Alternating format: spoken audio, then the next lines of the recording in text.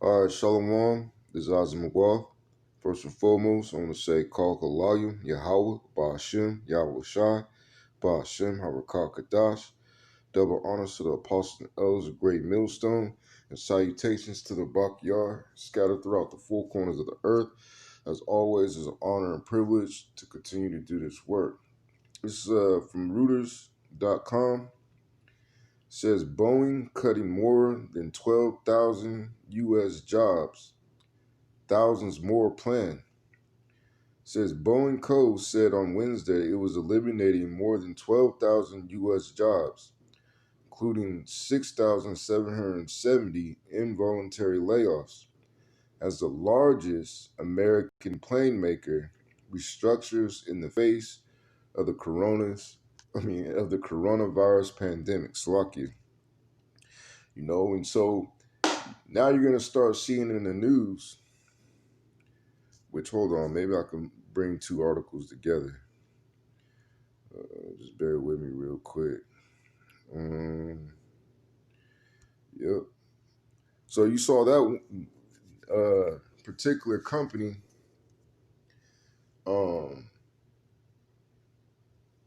laying off 12,000 and 6,670 involuntary, to cut their workforce because of the coronavirus pandemic. Now, there's a lot more businesses that are either cutting their workforce or filing for bankruptcy, And we're going to read this article as well. We're just going to link these two articles together because you could put them hand in hand. And this is from finance.yahoo.com. It says big bankruptcies sweep the U.S. in fastest pace since May 2009. And that's right after the whole, I believe it was Enron, the crash of '08.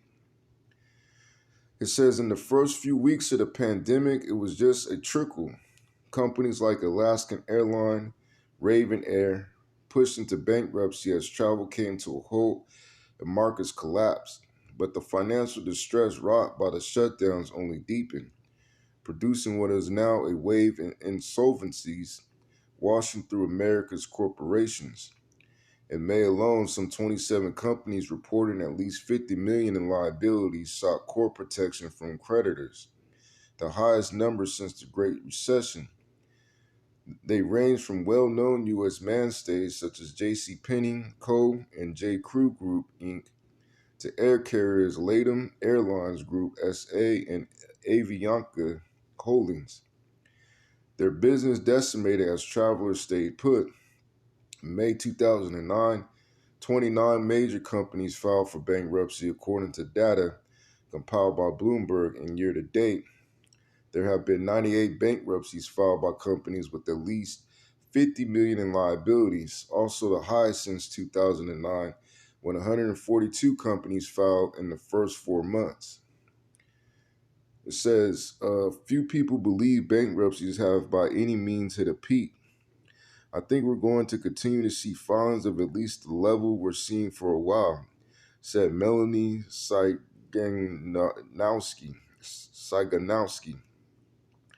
a former bankruptcy judge now with the Utterborg law firm. The wave of insolvencies is seemingly at odds with U.S. credit makers, which are busier than ever. Investment-grade corporations were able to cushion their balance sheets by borrowing nearly $1 trillion in the first 5 months of the year, the fastest pace on record. No such luck for weaker companies. Their revenues have evaporated. And that's why you have this whole stimulus package where they're attempting, which $1,200 or any of these bailouts for these banks or whatever is not going to help, man. There's going to be a lot of people left out when the music stops from playing musical chairs, man. And that's just the what it is. That's the reality of it. It's gonna be more and more people that are not gonna have any jobs, man. And there's people now that are not employed. It says no such luck for weaker companies. Their revenues have evaporated, straining their ability to keep up with debt payments and all but forcing them to seek refuge in bankruptcy court.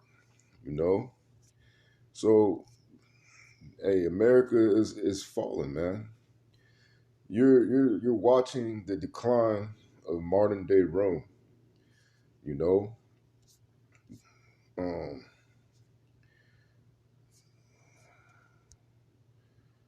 so I'm gonna just get the basic scriptures. This is Isaiah chapter 19, verse 14. It says, Yahweh have mingled a perverse spirit in the midst thereof. Yeah, and that spirit of perverseness is of wickedness, man.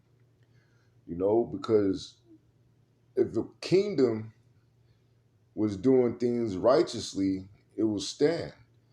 But since this kingdom America is all about wickedness, that's why you see it crumbling. It says, and they have caused Egypt, which Egypt is an allegory. So I'll get it real quick for the sake of edification, you know. It's an allegory for the house of bondage, right? This is Exodus chapter 20, verse 1. It says, and the Most High spake all these words, saying, I am Yahweh thy power, which have brought thee out of the land of Egypt, out of the house of bondage. You know, and what does America do? They have the pyramid on the back of the dollar bill representing the house of bondage, man. Representing also well, they have the pyramid going back to Egypt because they hold the same principles as these ancient kingdoms. But when you really think about it, it will remind you of America also being the house of bondage, and also because Egypt, as you read in I believe in Exodus, the Egyptians put the Israelites to work, man. And what's America known for? They're known for putting the so-called blacks, Hispanics, and Native Americans into slavery, man. So going back to Isaiah the 19, verse 14 again, says, Yahweh have mingled a perverse spirit in the midst thereof, and they have caused Egypt to err in every work thereof, as a drunken man staggereth in his vomit. Neither shall there be any work for Egypt. Yeah, there ain't gonna be any work for this place real soon, man. You know, in all these different doomsday apocalyptic movies, you always see there nobody's going in and out of stores buying and selling, man, because all the stores are closed. It says, which the head or tail, branch or rush may do. And that day shall Egypt be like unto women. Yeah, because women are the weaker vessel. So people are going to have a weak, they're going to be like in, they're going to be troubled, so to speak, you know, because of the reality of the situation that they're in. It says, and it shall be afraid and fear because of the shaking of the hand of Yahweh host, which he shaketh over it, you know. And one of the main reasons is because you laden yourself with thick clay, man. And this is Habakkuk chapter 2, verse 6. I'll start up. Verse 4. Behold, his soul which is lifted up is not upright in him, which is dealing with Esau, as we determined him to be through the scriptures, through the spirit and power of Yahweh Hashem Yahushua, through the scriptures as being the so-called white man, who is Esau. It says, but the just shall live by his faith. Yeah, by our confidence in Yahweh Hashem Yahushua that he has given us as a gift. Yeah, also because he transgressed by one, by his philosophy, you know, by his principles, his doctrine. He is a proud man, neither keepeth at home. That's why they say the American military It's stretched thin. And also, these Edomites are got their hand in every single, pretty much try to get their hand or either have their hand in every single government on earth. It says, who enlargeth his desire as hell and is as death. It cannot be satisfied, but gathereth unto him all nations and heapeth unto him all people. Shall not all these take up a parable against him and a taunting proverb against him, and say, woe to him that increaseth that which is not his? How long? And to him that ladeth himself with thick clay. When you go into that word clay, it represents debt, man. And America is trillions and trillions and trillions in dollars of debt, man.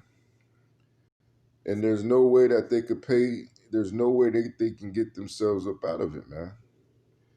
You know, even though they try to do certain measures or implement certain laws or give people helicopter money, as this is nothing but helicopter money that they're giving to the American public and calling it a stimulus check. It's not gonna work, man. And you see it as you see these businesses either laying off more and more of their workforce or they're outright filing for bankruptcy. This is Jeremiah 51 verse 9. It says, I'll start at verse 8. It says, Babylon is suddenly fallen and destroyed. How for take balm for her pain? If so be she may be healed.